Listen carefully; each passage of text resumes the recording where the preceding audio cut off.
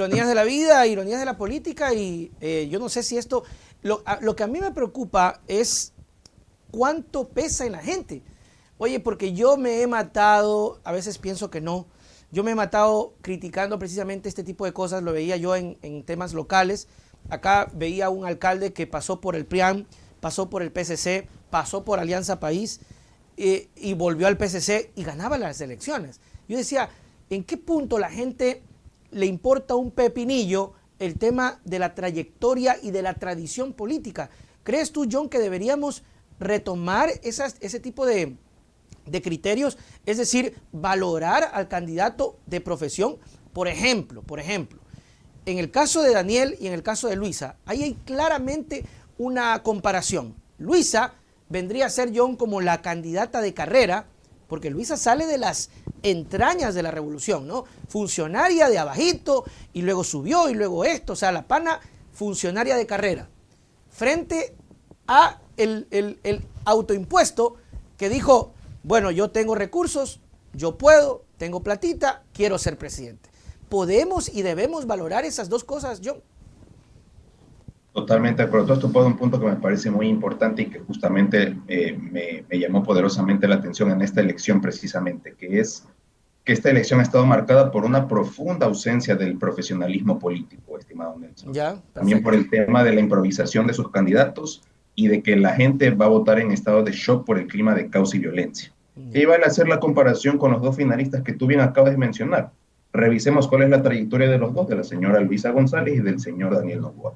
Por un lado, tú tienes a Luisa González, que representa el modelo que ya gobernó del expresidente Rafael Correa, que nos guste o no nos guste, son poder y son una fuerza Y hubo política que tiene resultados, ¿no? base, que Buenos, tiene malos, pero hubo estructura. resultados. Y aparte, si tú revisas, por ejemplo, las elecciones seccionales de este año, que están fresquitas del 5 de febrero, vemos que los señores se convirtieron en la primera fuerza política. Ganaron 9 prefecturas, ganaron 50 alcaldías, Así y en es. segundo lugar me parece que quedó el Partido Social Cristiano, que en el 2019, oh sorpresa, se había convertido en la primera fuerza. Entonces vemos este efecto péndulo o este cambio en la correlación de fuerzas. Aunque claro, yo aquí sí quisiera hacer una diferenciación porque no es lo mismo una elección seccional que una nacional, porque hay muchas complejidades. Entonces, por ese lado, aunque si revisamos los resultados de la primera vuelta, vemos que hay una ratificación. Porque, por ejemplo, cuando Aquiles ganó la alcaldía acá en Guayaquil con el 39%, Luisa sacó en la primera vuelta un 37.9%. Claro. En Pichincha, por ejemplo, Luisa quedó en primer lugar en Pichincha y sacó el 26%, que es el mismo resultado que sacó Paola Pavón para la reelección en la prefectura de Wow. Pichincha. Y aparte, si revisamos la composición, vemos que en todas las provincias de la costa gana Revolución Ciudadana o tiene como que una hegemonía o un predominio. Mientras que es en la sierra, que es donde hay resultados interesantes, porque si tú ves la Sierra Centro, es ahí donde gana Daniel Noboa, que es Tungurahua, Cotopaxi y Azuay. Chimborazo. Mientras que, por ejemplo, Luisa gana en Azuay, gana en Santo Domingo, gana en Pichincha y gana en otras provincias, y una de la Amazonía también. Entonces vemos cómo se va configurando el panorama y yo aquí sí quisiera dejarte a ti y a la audiencia una reflexión que me parece muy interesante, que tampoco siento que las han topado muchos analistas. Yo escucho mucho que esta elección es como que entre lo viejo y lo nuevo, este Ya. nuevo clivaje de que viene a reemplazar todo. No estoy tan de acuerdo porque creo que hay un clivaje que es mucho más profundo y que es histórico que está detrás, que es este famoso clivaje de la costa versus la sierra. ¿Por Ok. qué? Porque siempre, si tú revisas desde el retorno a la democracia hasta la actualidad, siempre vemos que la costa ha tendido a votar por partidos de derecha. Si tú revisas en los 80 y en los 90, siempre ganaba el partido roldosista ecuatoriano de Abdalá Bucaram o el Partido Social Cristiano de León Febres Cordero. De derecha Y los dos. luego, exactamente, y en la sierra, ¿por quién votaban? Por la izquierda democrática y por la democracia popular.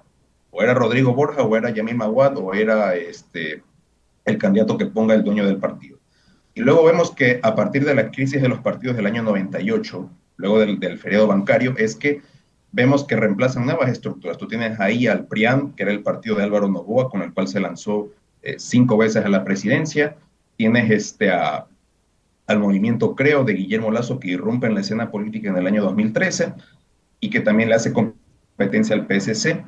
Y vemos que, por ejemplo, en la última elección del 2021 ocurrió algo interesante. Arauz gana en todas las provincias de la costa, o sea, provincias que históricamente votaban a la derecha y donde el PSC tenía su hegemonía, giran a la izquierda, mientras que en la sierra que era donde ocurrían los principales acontecimientos como las protestas del 2019, el paro indígena, las protestas de junio del 2022, o las protestas donde se caían los presidentes en los años 90 y principios de los 2000, ahora votaban como que hacia la derecha. Por ejemplo, Lazo ganó en la última elección en Tungurahua con el Lazo ganó en la 75%. sierra. Arrasó, o sea, ganó en casi todas por una amplia diferencia. Entonces vemos cómo cada elección tiene su razón de ser. Y ahora, pero John, ahora tenemos dos costeños. Sí, bueno, Luisa, que es de Manabí, y Daniel Noboa, que es de Guayaquil. Pero ahí hay algo interesante porque mira tú, si revisamos un poquito más atrás, por ejemplo, Andrés Arauz, que es quiteño, ganó en todas las provincias de la costa. Y el señor claro. Lazo, que era guayaquileño, ganó en la sierra. Entonces, es una cosa media rara. Entonces, guayaquileño no vota guayaquileño, ni quiteño vota quiteño. Y así te voy a citar. Y mira tú, porque Velasco Ibarra, que era quiteño, le votaba más gente en la costa, en Guayaquil. Imagínate tú. Entonces, vemos cómo se va configurando ahí el tablero político. John Beaver, en esta